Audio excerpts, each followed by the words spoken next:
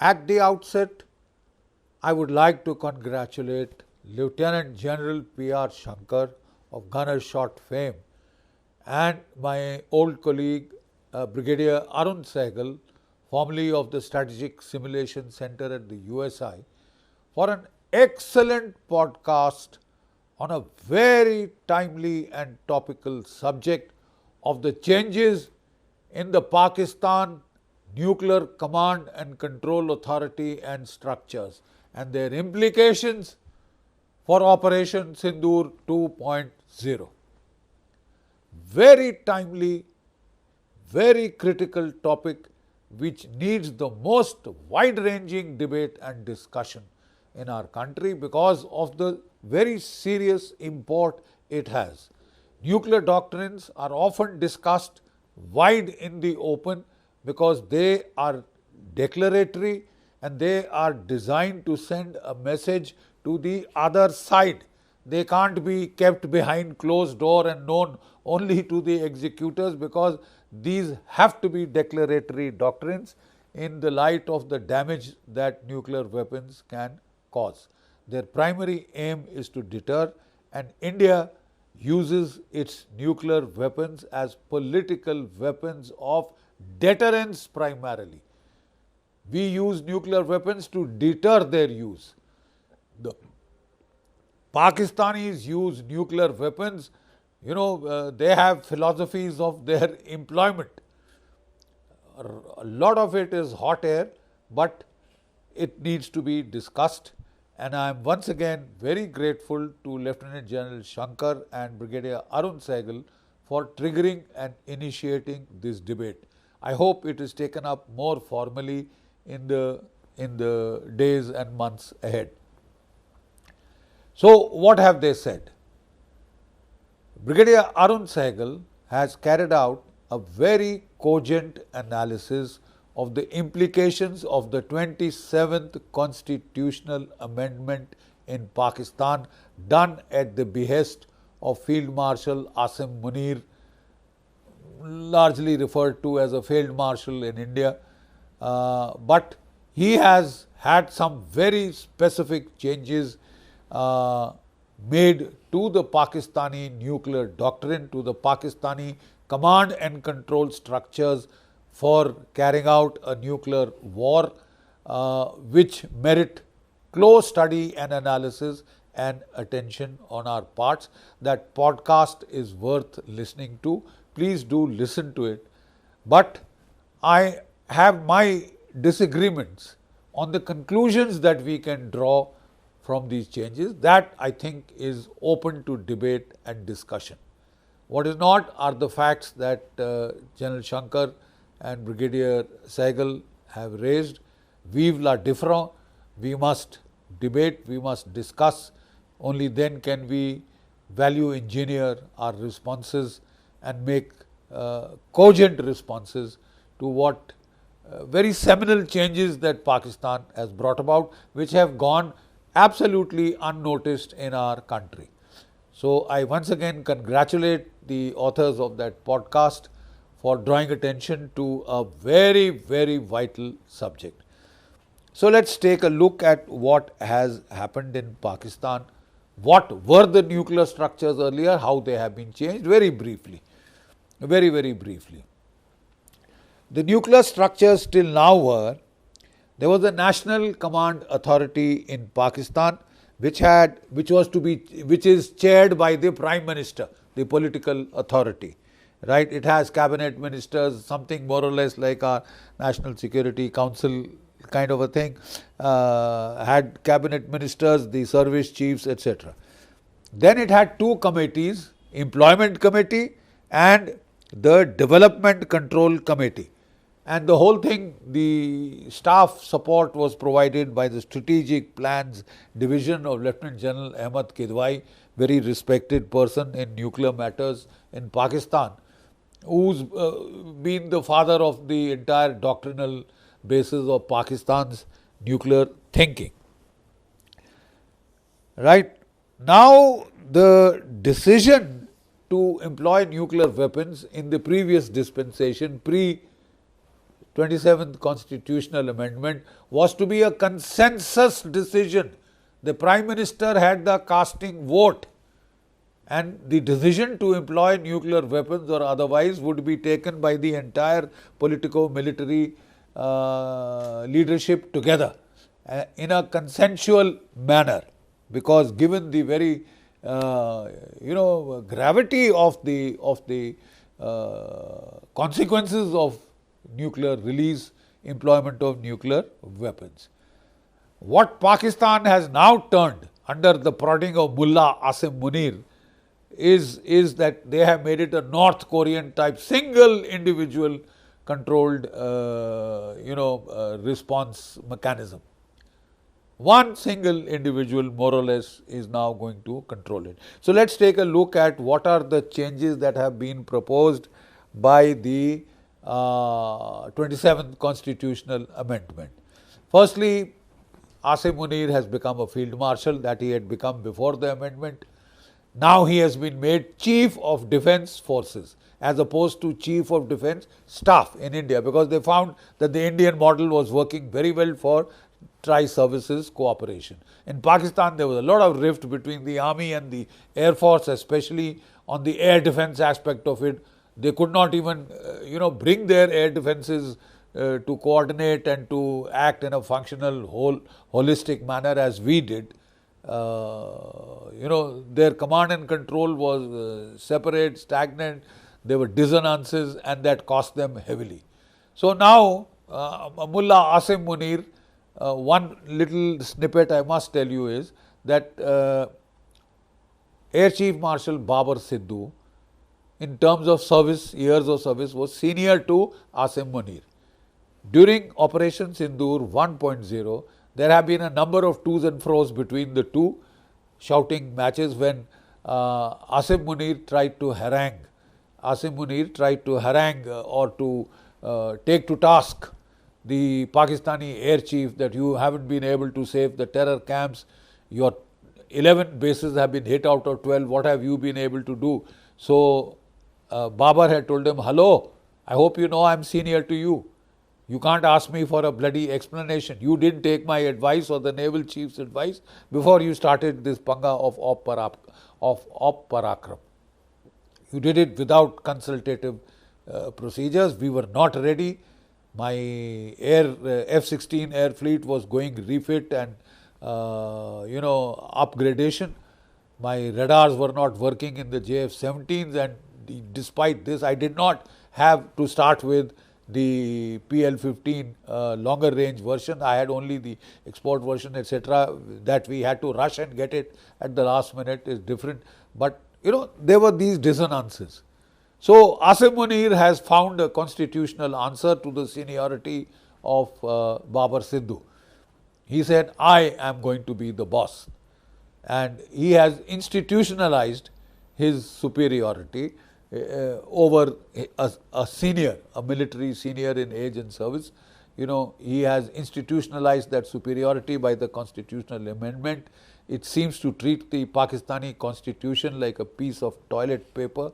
Well, that's different. It's got quite an Alice in Wonderland quality as far as the going-ons in Pakistan are concerned. But their consequences are dangerous, extremely dangerous. So what are now the changes in the Nuclear Command Authority in Pakistan? Let me take them up in very, very brief detail. We still have the National Command Authority, right? And under that, now there is a National Strategic Command, right? This is to be led by an army officer, not Air Force, not Navy, not rotational. It is to be led by an army officer, right? Who will be nominated by the Chief of Defence Forces and to the Prime Minister, and the Prime Minister will have no bloody option but to appoint him as the National Strategic Command Commander, right? All the operational and strategic control of the nuclear weapons will be with this.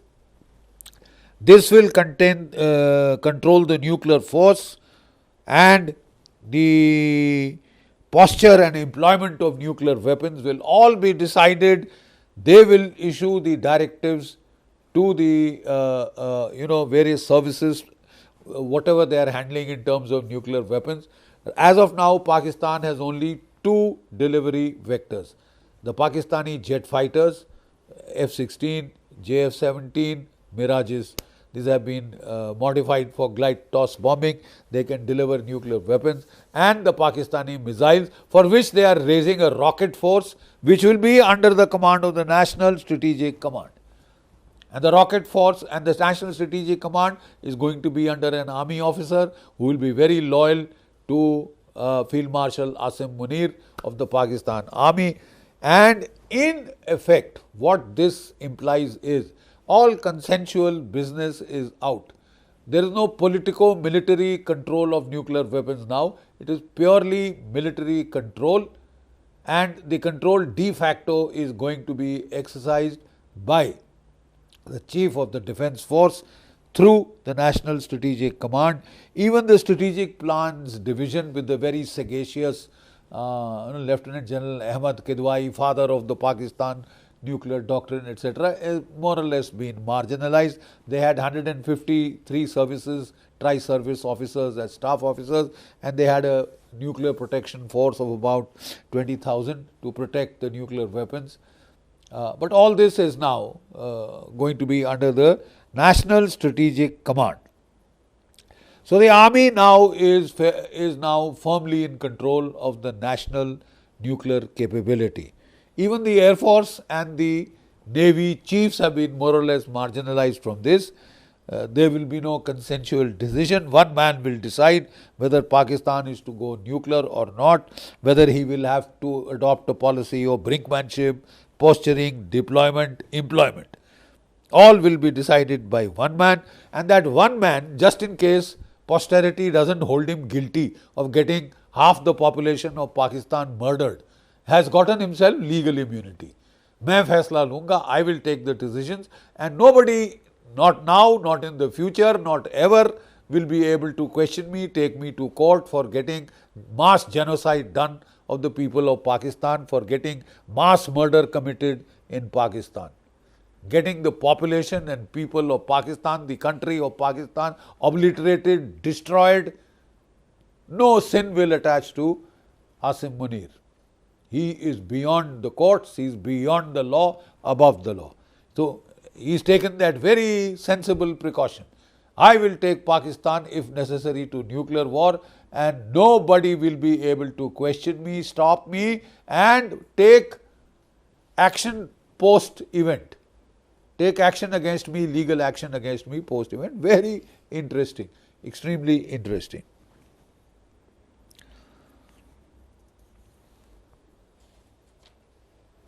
Now, what General Shankar and Brigadier Arun Sehgal have highlighted is that this is extremely dangerous.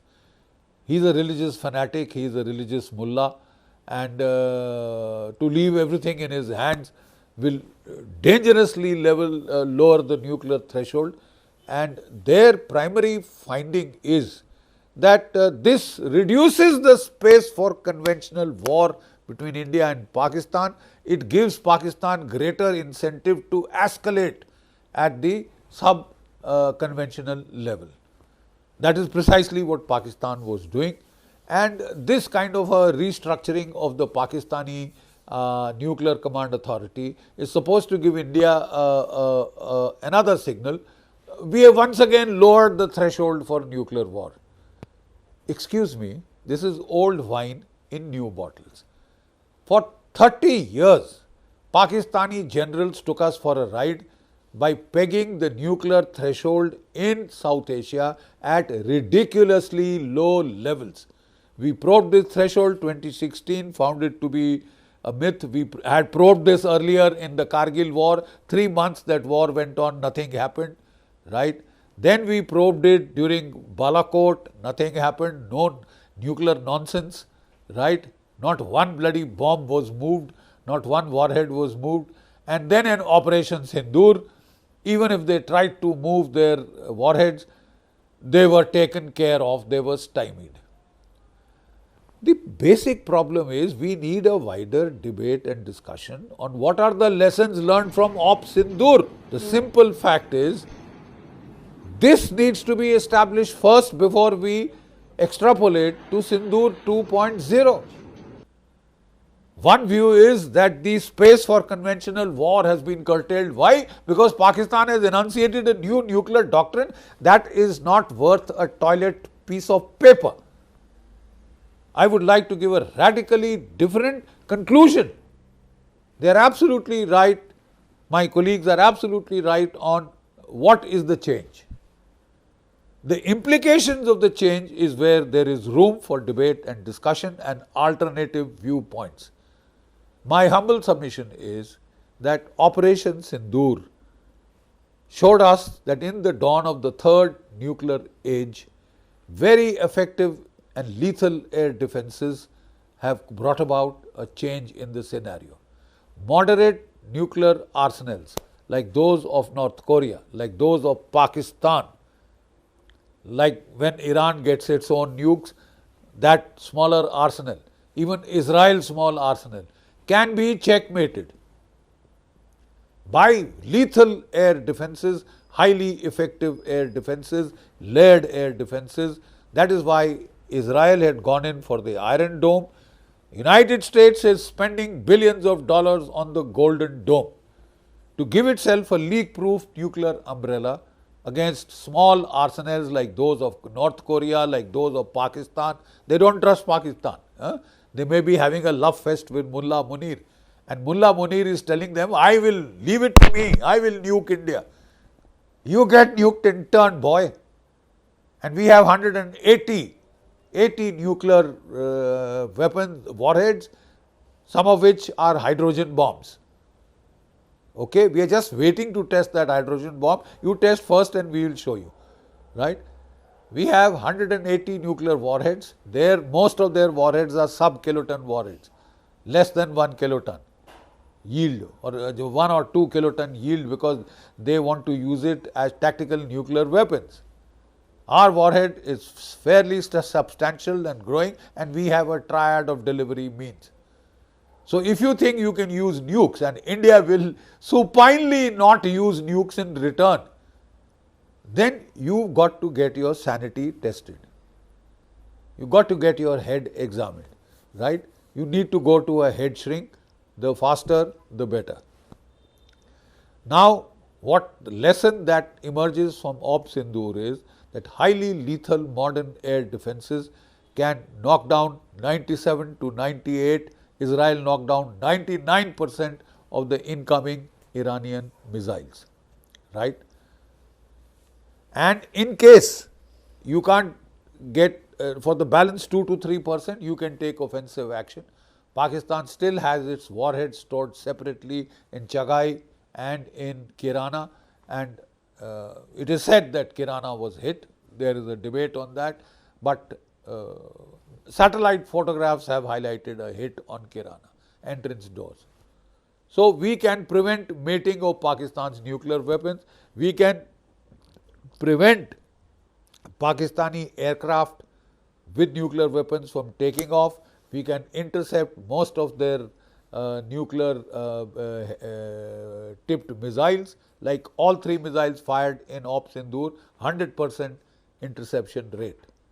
All shot down over Sirsa, 2 Fateh 2s, 1 Shaheen 2, shot down over Sirsa. So that is one aspect of it. The second aspect of it is the offensive aspect of it. By sabotage, by clandestine commando raids, by air action, missile action, BrahMos action, we can stymie Pakistan's use of nuclear weapons, make his nuclear backdrop irrelevant and go for the kill, go for the jugular, diametrically opposite conclusion to what has been drawn by my colleagues, but I would welcome a debate and discussion. I once again congratulate General Shankar and Brigadier Arun Sehgal for initiating this debate and discussion. Let's see more of it. I think we should take it up in very formal forums like IDSA, like CLAWS, like USI, like CAPS. naval maritime foundation, etc. There is room for debate and discussion, because a nuclear doctrine has to be declaratory. I would recommend the following: India make changes to its nuclear doctrine and go in, take away that no first use pledge. As far as Pakistan is concerned, Pakistan centric. We will take out our no first use pledge because it has changed its nuclear doctrine, it has changed its nuclear command and control authorities and made them dangerously amenable to miscalculations and errors of judgment. Right? So therefore, we retain the right to use nuclear weapons against Pakistan in specific. That should be the first change. The second change, our nuclear doctrine should clearly spell out the option of foreclosing the enemy option for nuclear strikes through very potent, very enhanced air defenses, as also proactive action to stymie nuclear launch, right? To stymie nuclear launch. And we should make it clear to Pakistan that their so-called first strike with tactical nuclear weapons, second strike, follow-up strike, and 0 to 2350, from we can hit from range 0 to 2,350 kilometers, furthest range of our Korean supplied Nodong missiles. India can reach about 2.5 times the range of the Nodong, right? We don't need to. You just got 400 kilometers of depth, right? We can ensure air superiority over your airspace just with our S-400s. Just with our S-400. You are not able to stop a single strike on any terror camp. You are not able to stop a single strike on this thing. Look, over-centralization in war is dangerous. Extremely dangerous. Hitler, take the example of Hitler. You can go so tragically wrong that you can get your country devastated. That's what happens when you give single point control to one messianic mullah. Right? Number two, in 71 war, there was single point control. General Yahya Khan overloaded and he couldn't take the crucial decisions. Right? His head was jammed. He was also a great whiskey guzzler. He was drunk on the last day when he gave that national broadcast. So if Mullah Munir thinks he is going to do any better, what is the psychological profile of Mullah Munir? He has already sent his family to United States. He has gotten them US citizenship. I believe he has taken a US citizenship himself. ये तो भागने वाला है. He is very worried about his hide. How did he, ever since Pahalgam took place, he went into the Mariam bunker. He surfaced only after the war like a mole, like a rat from that hole that he had gone into. So if he is trying to tell us that he is Genghis Khan, he is not. Your lovely little chief's bungalow, your dasha, we will be burned to cinders and ash, nuclear ash. You dare use one, Pakistan will cease to exist as a nation state. Pakistan, there will not a single grain of rice or wheat will grow for the next 700 to 800 years. Get that in your bloody pipe before you go around trying to impress Donald Trump that I am not scared. I am the one, I don't trust my air chief, I don't trust my navy chief. Shahbaz Sharif will chicken out. You will chicken out. Or you will be turned into roast turkey. So I think there is need for debate and discussion about what kind of messages we are receiving, what impact they should have on us, and what kind of messages should go out from here. I don't think we need to learn another lesson or self-deter ourselves into impotence. Please don't do that. It took us 30, 40 years to get out of that self-deterrence syndrome. Which country does nothing after its parliament is attacked? This is a rhetorical question asked by Tom Cooper. And answer is India. Which country did nothing when 175 Indians were killed in Mumbai? Answer is India. Let's not slide back to that. We've covered a hell of a lot of ground. We've taken proactive action 2016, 2019, 2025. Let's go on the same winning streak. It's about time to teach a proper lesson to Pakistan. We could do it in 2 days. We could do it in 2 weeks. We could do it in 2 months, in 2 years, whatever time it takes. But we should prepare well, thoroughly. 100 sonar ki, ek lohar ki is a native proverb. The goldsmith taps 100 times. The blacksmith taps once with his hammerhead. So I don't think we should be needlessly cowed down because Pakistan has changed its nuclear doctrine. It's a piece of paper. They have changed their nuclear command and control structures to put overload on one decision-making center. We should go in for the Agni, conventional tipped Agni bunker buster bomb, to go for Asim Munir on day 1. Okay? And then let's see the chaos that ensues in Pakistan. You want to over-centralize? That is not an asset in war. That is a danger. You want to understand that danger? Read the history of the Second World War and about Hitler's command and control and over-centralization and what that did to Germany. It got Germany destroyed. Every single poor German woman in Berlin 7 to 70 was raped in retaliation for what the Germans had done in Russia. So the simple fact is that Pakistan, if it wishes to over-centralize, if it wishes to hasten its doom, if it wants to add decision overload like that had fallen on the head of General Yahya Khan in 71, perfect. You are doing us a good turn. Jai Bharat, Jai Hind.